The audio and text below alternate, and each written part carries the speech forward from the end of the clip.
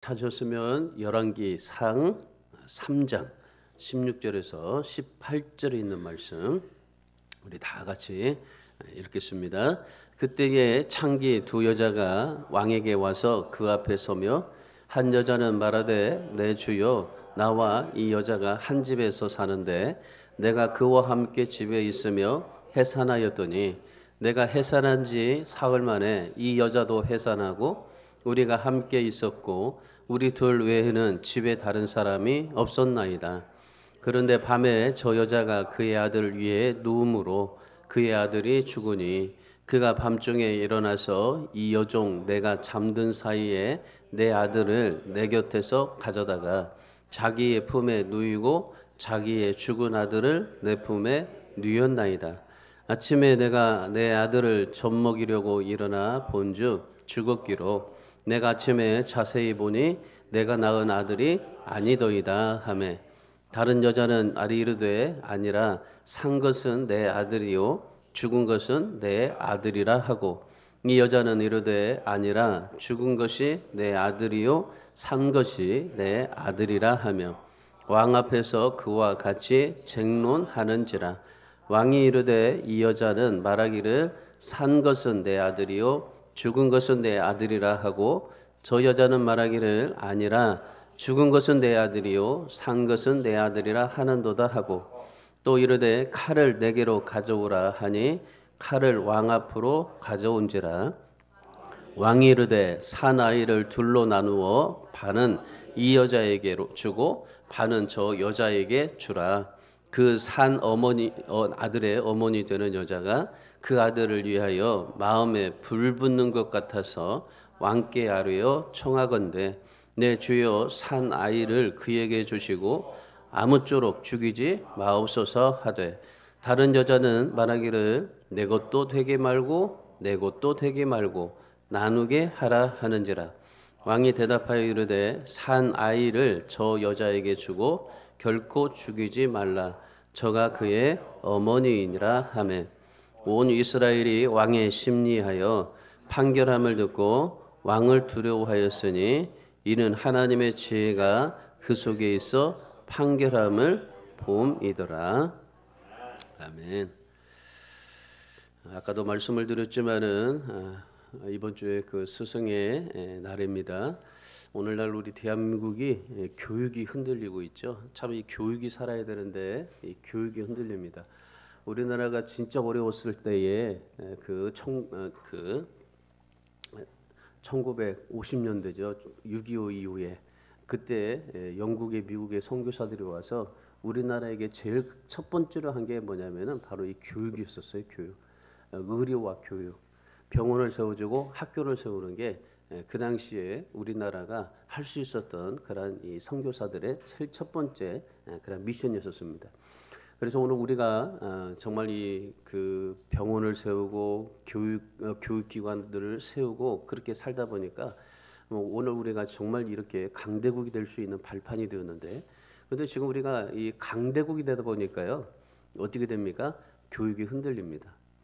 참이 우리가 선진국이 아니었고 그냥 이 개발 도상국이었었을 때는 정말 우리가 뭐든지 열심히 그냥 교육을 하고 애써서 삶을 살아가고 열심히 삶을 살아가는 그런 사람들이 있었습니다. 외국에서 보면요, 한국 사람들이 정말 부지런하다라고 생각할 정도로 그렇게 열심을 가지고 삶을 살았던 민족입니다. 그런데 지금 보세요, 열심이 없습니다. 지금 이 공장에 가보면은 전부 다 외국인 근로자이고, 그리고 그 청년들조차도요 이 그 공장에서 그 막노동을 하지 않는 시대가 되어져 버리고 있습니다.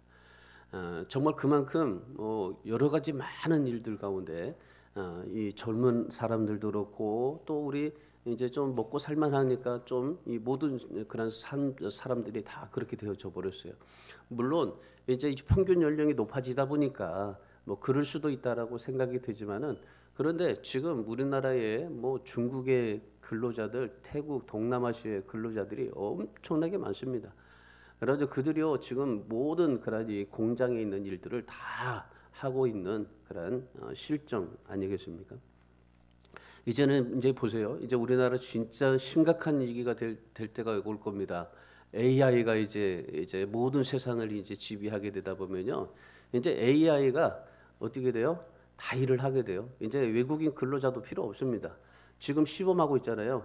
AI 그 로봇이 그 짐을 들고 계단에 올라가는, 아파트 계단에 올라가는 그 지금 실험하고 있잖아요. 그러니까 지금 막노동하는 사람들이, 그 엘리베이터가 없이 그렇게 막노동하는 사람들이, 우리는 어때요? 이 그 지게 메고 거기다가 벽돌 놓고 그렇게 저기 짊어지고 올라가지 않았어요, 옛날에는. 근데 지금요 로봇이 그래. AI가 지금 그렇게 하고 있어요. 지금 자동차도 이제 자율주행이 시행이 될 거고, 또 집마다 다 뭐 있습니까? AI입니다. 전부 여러분 집안에 청소기 있죠? 다 여기도 지금 청소기 있지만은 갖다 줘서 이 청소기가 다 AI예요. 다 알아서 합니다. 그러니까 집안에 있는 모든 것들이 다 AI예요. 그래서 이제 AI가 세상이 되면요, 이 수술마저도 이제 의사가 필요 없는 세상이 되어져 버려요. 그러니까 AI가 수술을 하거든요. 아주 정확하게 집도하게 가지고 모든 것들을 다 알아서 그렇게 수술을 해버리거든요. 그러니까 이제 앞으로 모든 세상에요, 진짜 우리나라뿐만 아니라 그리고 모든 세상에 AI가 되어지는데, 근데 중요한 게 뭐냐면요, AI는 우리나라만 아주 대단하게 추구하고 있다는 사실이에요. 외국에 있는 사람들은 거의 AI를 그렇게 별로 생각하지도 않아요. 우리나라에 참 특별하게 생각하는 거죠. 그래서 핸드폰을 보면은 그렇고, 그러니까 이 외국에 있는 사람들은 직접 자기들이 이렇게 노동하고 그리고 벌어서 그만큼 또 살고 또 하나님 앞에 감사하고 예배하고 그렇게 살고 있어요. 근데 선진국에 보면은 그 AI가 또 있겠지만은, 후진국에 보면은 개발도상국 보면 AI가 있습니까? 뭐 저기 필리핀이나 동남아가 보세요. AI가 있어요? 없어요. 거의 없어요. 우리나라는 특별히 AI가 굉장히 개발된 도시이기 때문에, 이 나라이기 때문에 앞으로 우리나라에 정말 AI를 통해서 놀라운 혁신들이 일어나게 될 겁니다. 사람들이 이제 일자리가 없어질 거고, 또 우리가 모든 것들이 이제 그 기계에 의존하게 될 거고, 지배를 받을 수 있는 세상이 되어져 버리게 될 거라는 거죠. 이 교육조차도 흔들리고 있어요. 교사들 쥐도 땅에 떨어져 있을 만큼 심각한 위기를 가지고 있고, 옛날에는 교사를 높이 부르는 호칭으로 선생님이라고 그랬잖아요. 선생님. 교사라고 부르지 않았습니다. 선생님이라고 불렀습니다. 선생님이라고 불렀던 것은 뭡니까? 그만큼 존경한다는 의미죠. 고대에서 선생님은요, 학식과 학예가 뛰어난 사람에게만 존중하는 의미로 선생님이라고 불렀습니다. 누구나 다 선생님이라고 부르지 않았어요. 그만큼 이 모든 사람들 가운데서 그 사람을 존중하고, 그리고 그 학식과 그 학예가 뛰어났기 때문에 선생님이라고 그렇게 부르게 된 거죠. 그러니까 선생님이라는 호칭을 존경받고 살았던 시대가 고대 시대입니다. 그래서 그것을 토대로 해서 지금 오늘날 우리가 학교의 선생님도 선생님이라고 하잖아요. 뭐 선생 같지도 않은데도 선생님이라고 부르게 되는 겁니다. 요즘에 드라마 보세요. 천국은 아름다워라는 그런 프로그램이 있어요. 거기에 김혜자 씨라는 배우자가 여배우가 나오잖아요. 근데 연예인들 속에서는요, 김혜자가 누굴까요? 선생님이에요, 선생님. 그만큼 존경하고 그만큼 이 학식과 하예가 뛰어나서 그분을 선생님이라고 부릅니다. 다 선생님이라고 부르잖아요. 연예인들 세계에서, 또 우리 정치나 교육이나 모든 것 부분에서 선생님이라고 그렇게 부르지 않습니다. 근데 교육에서, 학교에서 우리가 선생님이라고 부르잖아요. 그만큼 선생님이라고 부르는 것은 뭡니까? 그분들에게 정말 존중한다는 그런 의미입니다. 그분들을 존중하고 그들이 교사가 되기 위해서, 선생이 되기 위해서 어떻게 하세요? 자기 학식과 화해가 뛰어나게 그렇게 정말 애써서 그렇게 삶을 살아지 않았겠어요? 우리보다도 누구보다도 더 열심히 정말 교육대학 들어가고 사범대학 들어가고, 그래서 그들이 교사 자격증을 따고 그래서 교사가 되지 않겠어요? 그만큼 존중하는 의미로 선생님이라고 그렇게 부르게 됩니다. 그런데 지금 뭐 그 선생님이라는 그 존중의 의미가 지금 어떻습니까? 없어요, 진짜. 제가 중학교 때 역도를 했습니다. 역도 운동을 하다 보니까 공부를 못했습니다. 뭐 안 하기도 했지만은 아니지만, 근데 못했어요, 사실은. 공부를 운동 때문에 다 계속 수업 끝나면 운동실에 가야 되고. 근데 운동을 그렇게 좀 하다 보니까, 또 저는 뭐 한 가지 하면요, 거기에 막 뭐 열중해가지고 또 운동을 역도로 얼마나 또 열심히 했는지 몰라요. 다른 사람보다도 막 아주 특별하게 막 열심히 했어요. 왜냐하면 이걸로 또 성공해 보겠다 생각하고 또 했을 뿐만 아니라 또 저는 한 가지 일에 몰두하기 때문에 그냥 정말 열심히 운동을 했습니다. 그리고 공부는 전교 420등에서 368등. 예.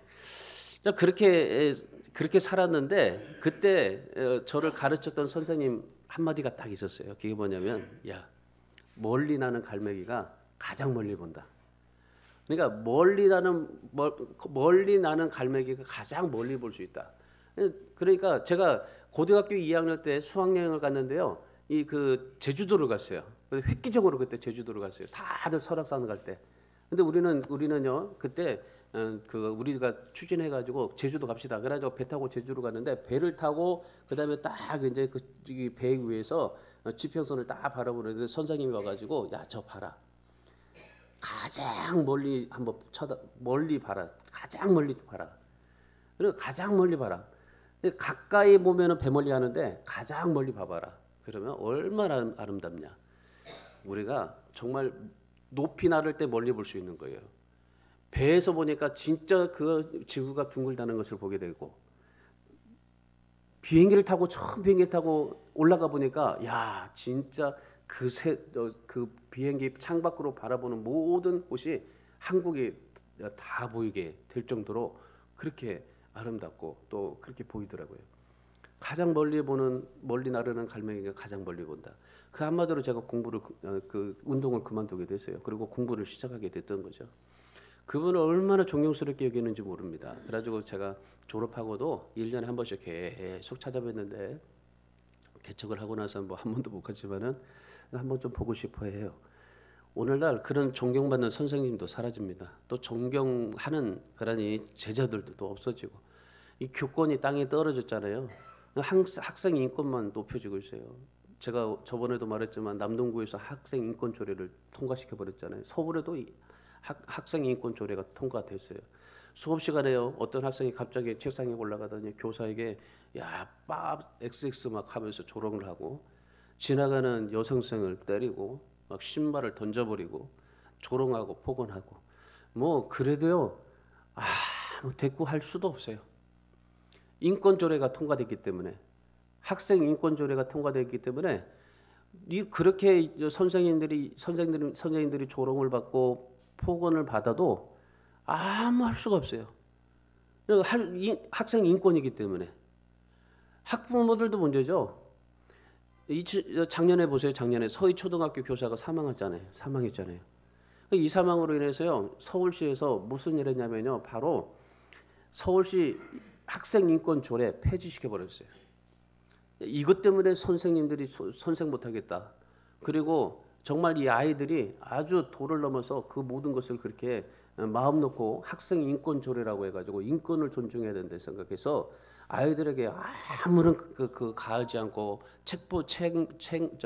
벌을 내리지도 않고 책망하지도 않는 그러한 학교가 되어져 버렸다. 그래서 서울시에서요 학생 인권 조례를 폐지시켜 버렸어요. 저는요 지금 이 교권이 땅에 떨어진 것은요 이것 때문이에요. 학생 인권 조례 이거 통과시키고 나서부터요 진짜 아이들이 아주 학교에서 막무가내요. 그리고 그걸 동영상을 찍어가지고 그냥 올리면서 의아하면서 그렇게 살아가고 있는 시대가 바로 오늘 이 시대입니다. 여러분 우리가 정말 이 시대를 살면서요 어떤 지혜를 가지고 삶을 살아야 될까 너무 우리가 심히 중요한 그런 메시지로 우리가 다가오게 됩니다. 그래서 오늘 우리가 이 스승의 날을 맞이해서 우리가 삶을 살아갈 때 어떤 지혜로 삶을 살아가야 될까? 그리고 이 세상에서 살아가는 그리스도인들은 어떤 지혜로 삶을 살아가야 될까? 그리고 또 학생들을 가르치는 선생님에게도 어떤 지혜가 있으면 좋을까? 사람에게 있어서요 여러 가지가 다 소중합니다. 이 땅에서 살아갈 때 가장 중요한 것 중에 하나가 우리는 뭐 생명이겠죠. 그런데 정말 세상을 살아가는 것 가운데 중요한 게 뭐냐면요 지혜입니다. 지혜. 이 지혜는요 삶을 살아가는 데 있어서 아주 중요한 겁니다.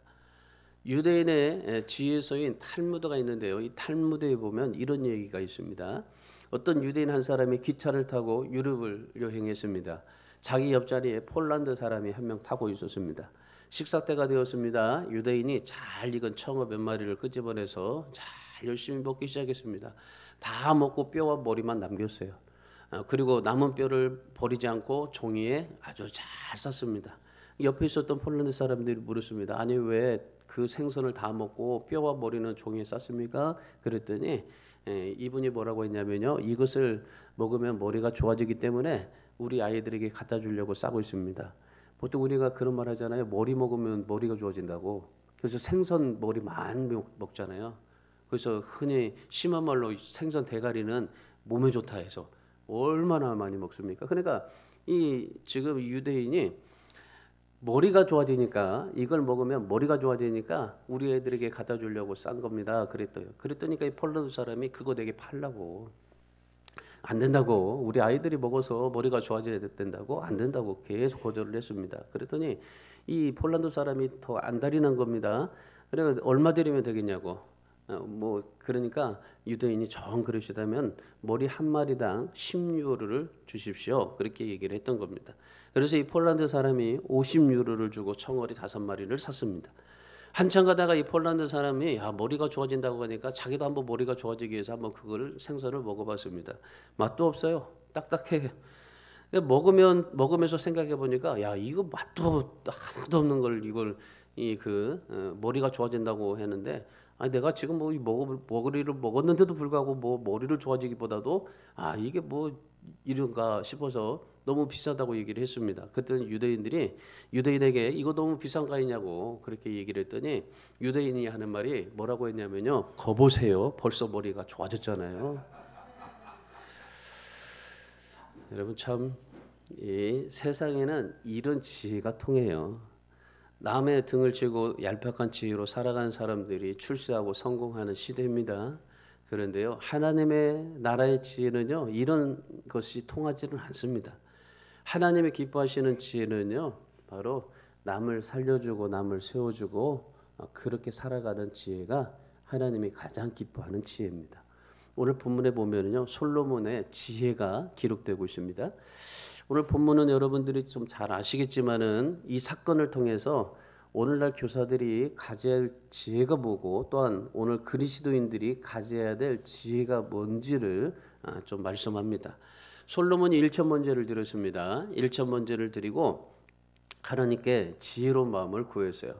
그리고 1천번제를 드리면서 하나님께서 너 무엇을 갖기를 원하느냐 그랬더니 지혜를 구했잖아요. 그래서 지혜로운 마음을 가졌습니다. 하나님께서 지혜와 총명을 구하지 아니한 부와 영광과 장수까지도 주셨습니다. 그러니까 이 지혜와 총명 그리고 구하지 않은 것까지도 하나님께서 다 모든 것을 주셨던 거죠. 솔로몬이 하나님의 그런 지혜를 받았어요. 이 부와 영광과 장수까지도 받았어요. 하나님께서 정말 이 솔로몬에게 전무후무한 하나님의 축복을 주셨습니다. 여러분 지혜 하나 받고 엄청난 그런 축복을 받았어요. 여러분 우리도 마찬가지예요. 여러분 어떻게 여러분이 성공할까 애쓰지 마시고 하나님의 지혜를 받으십시오. 그러면 하나님께서 여러분에게도 부와 영광과 장수까지도 주시는 하나님의 놀라운 축복이 임하게 될 것입니다. 하나님 앞에 지혜를 받았어요. 그리고 지혜를 받고 나서 가장 첫 번째로 부딪힌 말씀이 오늘 본문의 말씀입니다. 자, 16절 말씀 보세요. 16절에 그때에 창기 두 여자가 왕에게 와서 그 앞에 서서 말하더라 그럽니다. 오늘 본문에 두 여인이 등장합니다. 그 신분이 뭐라고 말합니까? 창기라고 말합니다. 우리가 창기라고 말할 때 보통 우리는 창녀라고 그렇게 얘기하지만은요. 이 구약 시대 때는 여관에서 일하는 사람도 여인도 창기라고 불렀어요. 그러니까 자기 그런 몸을 파는 여자뿐만 아니라 여관에서 일하는 호텔에서 일하는 그러한 여인들도 창기였었어요. 그러니까 이 창기라는 말이 그렇게 특별하게 나쁜 말이 아니라 그만큼 소외받고 천대받고 가장 낮은 신분에 있었던 사람들이라는 그런 표현입니다. 기생라합을 보세요. 기생라합이 그 호텔에서 일하는 여인 아니었었습니까? 그러니까 가장 여기서 이제 말하는 이 창기에 대한 여인은 낮은 신분, 비천하고 누구나 돌보지 않는 신분. 그런 신분들이 바로 이 창기라고 말합니다. 그러니 이 창기 두 여인이 솔로몬에게 와서 재판을 요청했던 겁니다. 두 여인이 와서 솔로몬에게 와서 설명을 하는 겁니다. 한 집에서 살고 있었는데 3일 간격을 두고 아이를 낳았다는 거죠. 그런데 한밤중에 잠을 자는데 한 여인이 잠을 자다가 실수로 자기 아이를 깔아뭉개서 질식해서 죽어버린 거예요. 깨어보니까 죽은 겁니다. 그러니까 그 여인이 아이를 바꿔치기 한 거예요. 그러니까 다른 여인이 일어나니까 자기 이제 아이에게 젖을 먹이려고 하다 보니까 아이가 죽은 겁니다. 그런데 보니까 자기 아이가 아닌 거예요. 보통 어머니는 아무리 이 아이들이 똑같아도 자기 아이를 알잖아요. 그러니까 똑같이 낳다 할지라도 그 아이를 어머니는 뭔가를 좀 알아요. 느낌이 그런 건지 아니면 아이의 어떤 그 모양을 좀 본 건지 아무튼 이 어머니들은 기가 막히게 알아요. 아빠들은 또 몰라요. 그놈이에요 다. 근데 여자들은요 그 자식을 다 알아요. 그러니까 3일 후에 낳다 할지라도 이 여인이 알아요. 근데 이 자식이 죽어 있는 거예요. 죽어 있으니까 그 죽어 있는데 근데 그 자식을 보니까 내 아이가 아니에요. 그러니까 상대편은 여자에게 그 아이 내 아들이니까 달라고 요구를 했어요. 그랬더니 펄펄 뛰면서 내 아이다라고 아니다라고 그렇게 떼를 쓰는 겁니다. 결국 논쟁을 하다가 솔로몬에게 재판을 받게 되었던 겁니다. 그런데 여러분 사실 이 재판을 보면요 솔로몬에게서 참으로 어려움이 많았던 그런 재판입니다. 왜? 지혜를 받았기 때문에 지혜를 받아서 제일 처음으로 이제 재판을 하는 거고 지혜를 받아서 하나님 앞에서 이제 이 지혜를 어떻게 사용하고 사람들에게 어떻게 이제 보여줘야 될까 이제 그래서 굉장히 중요한 겁니다. 근데 한 가지 제일 중요한 사건이 뭐냐면은 증인이 없다는 거예요. 증인이 물증이 있어야 되잖아요. 증인이 있어야 되잖아요. 근데 증인이 없다는 겁니다. 당사자들밖에 없어요. 그러니까 증인이 없는 이 사건을 가지고 어떻게 이 사건을 풀어야 될까 굉장히 고민이 된 거죠. 요즘 보세요. 뭐 증거가 있어도 저기 유죄를 시키는 게 오늘날 우리들의 판사들 아닙니까? 근데 지금 이 그 솔로몬은 이 판사로서 증인이 없어요. 증인이 없는데 어떻게 증인도 없고 증거도 없어요. 진짜 요즘 같으면은 DNA 검사하면 딱 끝납니다. 산후조리원이 있어서 뭐 우겨될 게 없어요. 그냥 산후조리원에서 딱 이렇게 끝나면 되는데 근데 지금 이 재판은요 어떤 재판이에요? 공개 재판입니다. 모든 사람들이 다 있는 곳에서 지금 치러지는 공개 재판입니다. 이 재판 하나로 솔로몬의 미래가 결정될 수가 있게 될 수 있어요. 그래서 어떻게 합니까? 자, 24절, 25절의 말씀을 보세요. 24절, 25절을 보면은 솔로몬이 뭐라고 합니까? 칼을 가져오라고 그래요. 칼을 가져와서 뭐라고 그래요? 이 아이를 반으로 쪼개라. 그래서 이 요구하고 있는 이 두 여자에게 반을 쪼개서 나눠 줘버리라. 그렇게 얘기한 거예요. 아니 세상에 아이의 생명을 가지고 어떻게 반을 쪼개서 그 어머니들에게 나눠줄 수 있어요? 모든 사람들이 다 야 저게 솔로몬인가 아주 정말 잔인한 사람이다 막 웅성웅성 거렸어요. 아니 어떻게 저 솔로몬이 저런 재판을 할 수 있을까? 어떻게 무모하게 자기도 자식을 낳아봤으면 알 텐데 왜 자식을 두고 저렇게 반을 쪼개라고 했을까? 뭐 무모한 재판이다. 저거는 살인이다. 얼마나 많은 그러니 이 말들이 나왔는지 모릅니다. 왜냐하면 증거도 없잖아요. 근데 마음속에 있는 내적 증거밖에 없어요. 그러니까 솔로몬은 어떻게 재판한 겁니까? 지금 보여주는 증거도 없고 증인도 없으니까. 그러니까 마음에 있는 증거를 찾기를 원했던 거죠. 그래서 두 여인에게 반으로 쪼개라고 했던 거예요. 근데 사람들은 그걸 모르죠. 잔인하다고만 생각을 하죠. 비판을 합니다. 얼마나 비판을 했겠어요? 막 술렁대면서 막 얼마나 저겠겠어요. 그러니까 두 여인이 어떻게 했을까요? 26절 말씀 보세요. 26절에 보면 두 여인의 마음속에 있는 속마음이 나와요. 마음속에 있는 속마음이. 산아들의 어머니가 되는 여자가 그 아들을 위하여 마음이 불붙는 것 같아서 왕에게 아뢰어 요청하건대 내 주여 사나이를 그에게 주고 아무쪼록 죽이지 마십시오. 근데 다른 여자는 어때요? 내 것도 되게 말고 내 것도 되게 말지 말고 나눠버려라. 그렇게 얘기를 하는 겁니다. 여러분 누가 진짜 엄마일까요?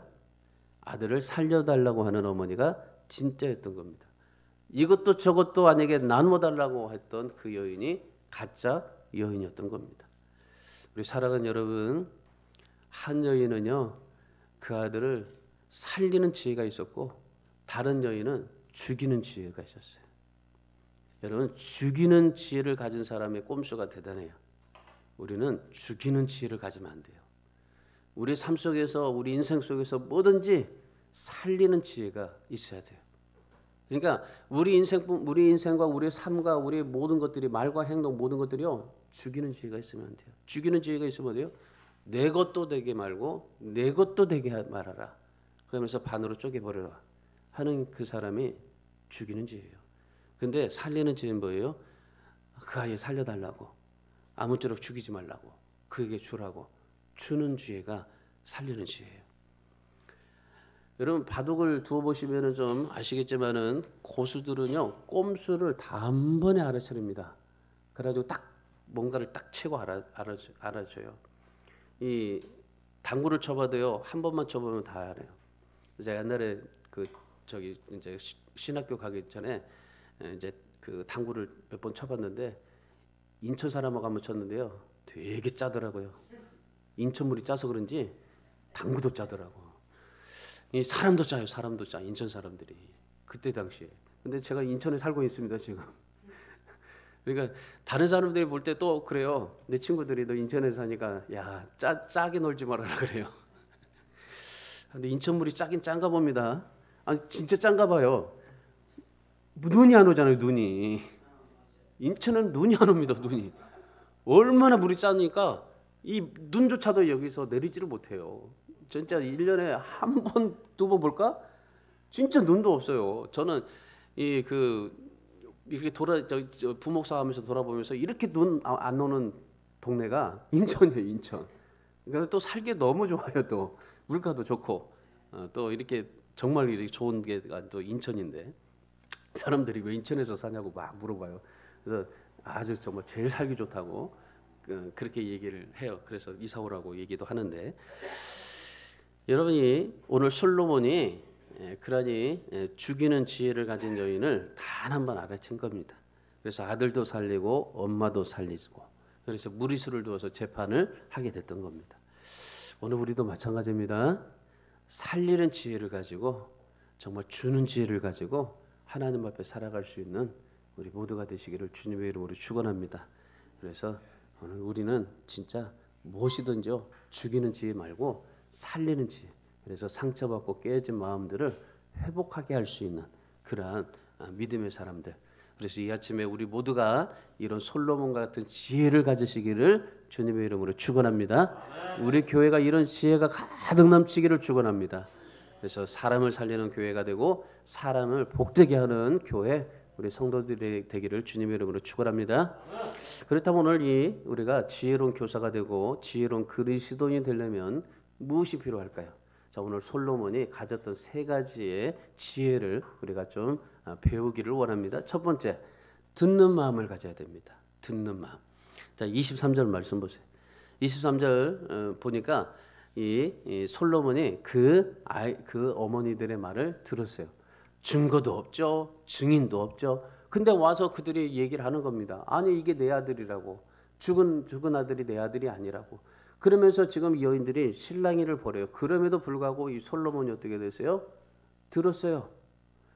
만약에 이 솔로몬이 그 어머니들이 와가지고 황당무계한 말들을 했을 때, 야 니들이 뭔 지금 증거도 없고 증자도 없고 지금 증인도 없는데 왜 와서 지금 저기 재판을 받아? 다시 가라고 할 수도 있어요. 그런데 솔로몬은 다 듣습니다. 어떠한 얘기도 다 들었습니다. 듣는 마음을 가지고 있어요. 솔로몬이 정말 지혜 출발이 어딘 줄 알아요? 듣는 마음이 있었어요. 듣는 마음. 잘 들어야 돼요. 저도 정말 이 듣기를 좀 하지만은 좀 안 들을 때도 있죠. 근데 되도록이면 들으려고 많이 해요. 근데 들어야 돼요. 하나님의 말씀을 잘 들어야 되고 사람의 소리를 들어야 되고 그리고 누가 나에게 뭐라 하든지 그 말을 들을 수 있는 사람이 돼야 돼요. 우리는 어때요? 누가 나한테 뭐라고 하면요 안 들어요. 왜 내게 그러지 하면서 막 짜증내고 힘들어하고 막 성질내고 막 그래요. 그런데요, 진짜 들어야 돼요. 들어야 돼. 어떠한 소리도 들어야 돼요. 제가 진짜 목사하면서 가장 귀찮은 게 뭐냐면요, 모든 걸 들어야 된다는 거였었어요. 아니 내가 왜 들어야 되지? 나는 이렇게 들을 필요가 없는데 내가 왜 이렇게 듣는 목사가 되었지? 생각하니까 부목사 돼도 들어야 되고 또 담임 목사 되니까 또 들어야 되고 담임 목사 되니까 뭐 어떻게 뭐 얘기할 수도 없어요. 그냥 듣기만 해, 듣기만 해. 그래도 막 들어서 막 저기 그 막 성질을 낼 수도 없고 참 이게 답답한 거죠. 이게 진짜 이 교회에서요. 여러분 솔직하게 얘기하자면은 부목사 아니 저기 목사들 사모들이요 속이요 다 썩어 뭉개져 갑니다. 왜요? 여러분들은 말이라도 하죠. 여러분들은 저한테도 목사님 이렇습니다 저렇습니다 하면서 막 성질도 내고 막 짜증도 나고 막 그러잖아요. 삐져서 토라지기도 하고 막 그러잖아요. 돌아서기도 하자고 그러잖아요. 근데 목사는 그럴 수 있습니까? 여러분에게 삐쳐본 적 있어요? 여러분 때문에 토라져 가지고 막 성질 내고 막 그래가지고 여러분 때문에 내가 안 나와 그럴 수 있어요? 그러본 적이 없어요. 옛날에 옥하는 목사님은 하도 성도들이 속썩해가지고 이 강단에서 여러분 때문에 내가 정말 속썩여서 못 살겠다고 그래가지고 그냥 설교 안 하고 그냥 저기 어디야 저기 충청도 거기 저기 그 여행 갔답니다. 부목사한테 설교 맡기고 뭐 그랬다는데 여러분 그렇잖아요. 진짜 목사나 사모들은요 들을 수밖에 없어요. 그러니까 듣는 마음이 있거든요. 근데 오늘 솔로몬이 제일 첫 번째로 사람의 듣는 마음이 지혜 출발했었어요. 솔로몬은 한 나라의 왕이잖아요. 우리가 그 대통령을 만나기도 힘든데, 근데 지금 이 왕을 만나고 있어요 여인들이. 솔로몬이 가장 천한 여인들, 그래서 정말 그 낮은 자들, 창기라고 부르는 그런 여인들, 그 여인들의 소리를 들었던 겁니다. 말도 되지 않는 소리도 들었어요. 진짜 이 여인들이 말도 안 되는 그런 이 소리를 낼 때 솔로몬은 들었어요. 이 솔로몬은 이 말을 들어줬어요. 이게 지혜입니다. 지혜 출발이 들어주는 겁니다. 오늘 청소년들과 부모 간의 세대들도 소통이 되지 않잖아요. 대화도 잘 안 되잖아요. 오래전에 어떤 어른이 학생 하나가 거스르는 행동을 하니까 학생을 째려봤어요. 째려봤더니 어른이 기분 나쁘게 째려보니까 왜 째려보냐고 되게 왜 째려보냐. 그래서 요즘에 저도 어딜 가서 뭘 보면 못 째려봐요. 째려보면 죽을 것 같아서 전철에 가고 뭐 해도요 못 째려봐요. 이 함부로 째려볼 수가 없다니까요. 째려봤다고 그랬더니 그 학생이 기분 나빠 별 지랄이네 막 그런 거예요. 그러니까 어른이 열받았잖아요. 그래서 막 욕을 좀 한마디 했어요. 그랬더니 그 친구들이 공중전에 데려가가지고 죽도록 패죽여 버렸잖아요. 참 이런 일들이 지금 아주 비일비재로 일어나고 있습니다. 아들이 아버지를 죽이는 일도 있고 또 여러 가지 많은 일들이 있어요. 여러분 정말 어떤 사람이라 해도 우리는 참 듣기가 힘들어요. 진짜 들어주기가 힘들어요. 아이들도 듣기가 힘들었고 어른도 듣기도 힘들었고 그래서 어떻게 해요? 아이는 죄를 지고 어른은 죽고 이런 세상이 되고 있어요. 진짜 우리가요 듣기가 힘든 세상이 됐어요. 지금 얼마나 듣기 힘든지 몰라요. 누가 뭐라 하면요 듣기가 힘들어요. 진짜요. 근데 솔로몬 들었어요. 하나님이 그럽니다. 하나님이 들어주시는 분입니다. 하나님이 여러분이 어떻게 하든지 하나님은 들어주시는 분이에요. 여러분이 뭐라고 하든지 짜증을 내고 화를 내고 고함을 지르면서 삿대를 질러도 여러분이 어떤 기도를 해도 하나님이 들어주시는 하나님입니다. 출애굽기 2장에 보세요. 이스라엘 백성들이 탄식하면서 소리를 외치면서 막 하나님을 저주하고 그래도 하나님은 들으시잖아요. 그래서 그들을 출애굽시키잖아요. 소경 바디메오가 정말 예수님 나를 살려주십시오라고 말할 때 예수님도 들으시잖아요. 12년 동안 혈루증을 앓는 여인의 그 아픔을 들으시잖아요. 스르보닉의 여인의 소리를 들으시잖아요. 그리고 딸을 고쳐주시지 않습니까? 여러분 하나님은 들어주시는 하나님이십니다. 우리의 모든 기도 하소연을 들어주시는 하나님, 그 하나님을 믿는다면은 여러분도 듣는 마음을 가지시기를 주님의 이름으로 축원합니다. 두 번째, 보는 마음을 가져야 돼요. 보는 마음. 자, 26절 말씀 보십시오. 자, 26절. 이 솔로몬의 두 여인의 마음을 보았어요. 진짜 엄마에게서 무엇을 보았을까요? 오늘 여기 보세요. 그 산 아들의 어머니가 되는 여자가 그 아들을 위하여 마음이 불붙는 것 같아서 그러잖아요. 불붙는 것 같아서. 진짜 엄마가 뭘 봤어요? 진짜 엄마는요, 마음이 불붙는 것 같다고 그렇게 본 거예요.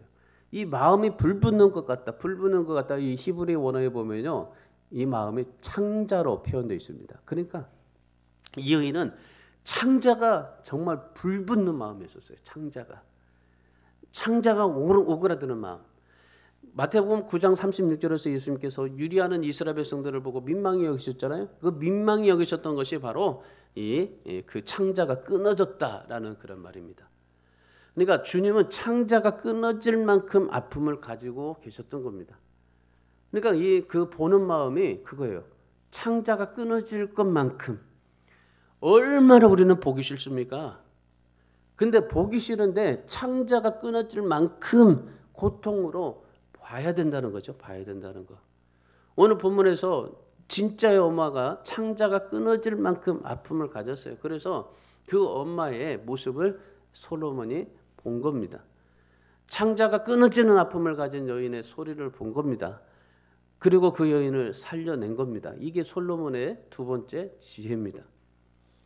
보통요, 이 사람을 보면요, 그 90초 안에 사람의 그 모습이 결정된다고 그래요. 뭐 90초 안에 어떻게 결정될 수 있을까라고 생각하죠. 근데 제가 목사를 해보니까 진짜 90초 안에 그 사람의 그런 이 모습이 결정이 되더라고요. 보여지더라고요. 90초 안에 그 사람의 가치관, 성격, 인격, 삶이요, 어느 정도 좀 보여져요. 그러니까 이 90초 안에 외모가 결정된다고 그렇게 말을 합니다. 근데 하나님은요, 우리가 보는 외모에 90초 안에 그렇게 결정이 되지만은, 우리 왜 그렇게 결정이 되냐면 내가 가지고 있었던 지금까지의 그런 지식, 경험, 그리고 가지고 있었던 정보, 이 모든 것들이 다 종합을 해서 그 사람을 90초 안에 보게 되는 거예요. 그래서 90초 안에 보고 이 사람이 이렇다라고 말을 하게 되는 거예요. 그래서 보통 사람들이요, 뭐 기도하는 사람들을 보면은 90초 안에 그걸 가지고 얘기를 하는 거예요. 아, 이거 보니까, 당신을 보니까 이렇다라고 얘기를 하는 거예요. 근데 그게 하나님의 말씀하시는 게 아니라 내가 가지고 있는 정보, 지식, 그걸 통해서 보고 있는 거예요. 왜 그러냐면요, 하나님이 뭐라고 말씀하셨어요? 하나님은 우리를 외형적으로 보지 않는다고 그랬어요. 뭘 보신다고 그랬어요? 내면을 보신다고 그랬잖아요. 우리는 90초 안에 외형을 봐요. 우리 사람은 90초 안에 외형을 보고 그 사람을 평가합니다. 그런데 하나님은 우리를 90초 안에 외형을 보고 평가하는 것이 아니라 우리의 내면을 보시고 하나님께서 평가하신다는 거죠. 그러니까 하나님은 우리의 마음을 보시고 평가하는 거예요. 우리 사람과 다릅니다. 우리는 겉으로 사람의 외형을 보지만은, 그런데 하나님은 우리의 내면을 보시는 겁니다. 하나님이 여러분의 마음속을 보는 겁니다. 오늘 두 여인의 모습을 보세요. 그 마음이 어떻습니까? 한 여인은 정말 창자가 그 마음이 창자가 정말 불붙는 것 같아서 그 여인, 그 아들을 살리려고 했고, 또 다른 여인은 뭐예요? 네 것도 아니고 내 것도 아니게 그 아이를 나눠버리라 하잖아요. 그러니까 그 마음을 보는 거예요. 그 마음을.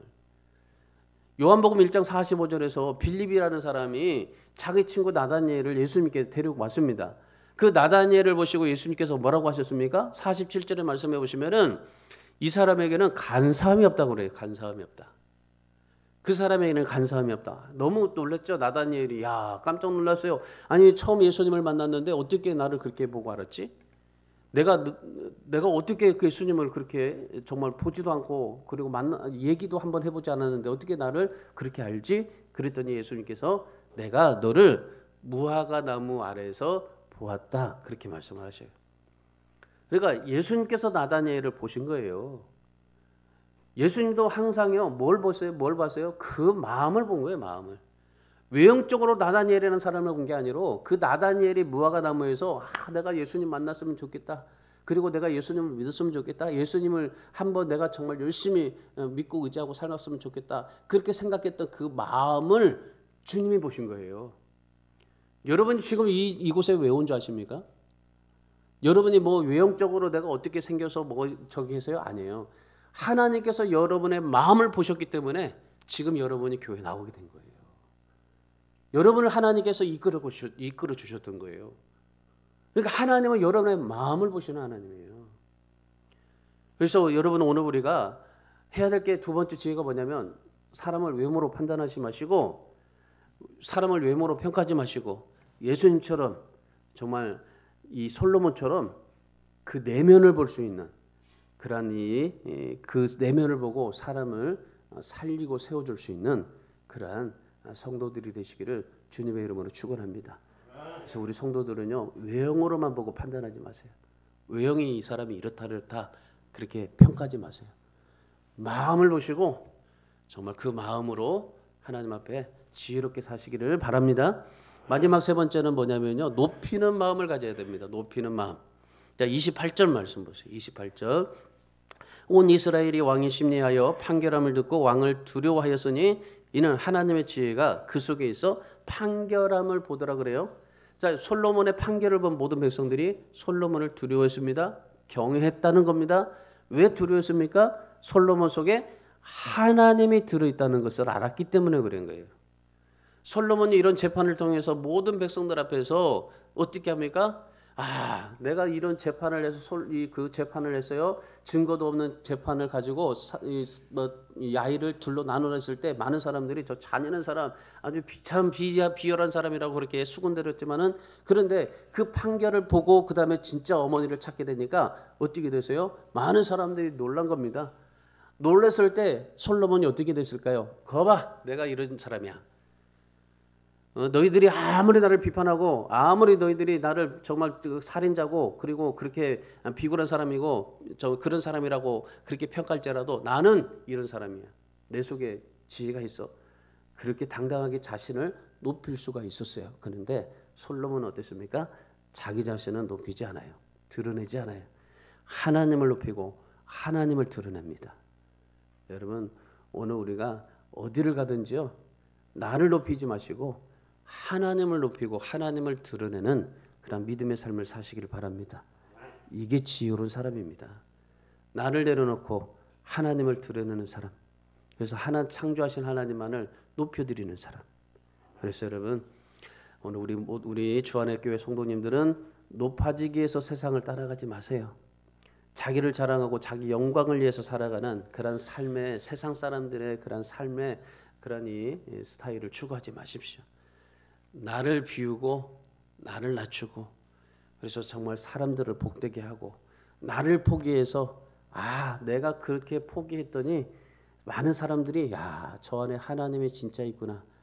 저 사람이 진짜 장로고 목사구나 권사구나 집사구나 라고 말할 수 있을 만큼 그러한 하나님 앞에서의 믿음의 삶을 살아갈 수 있기를 바랍니다.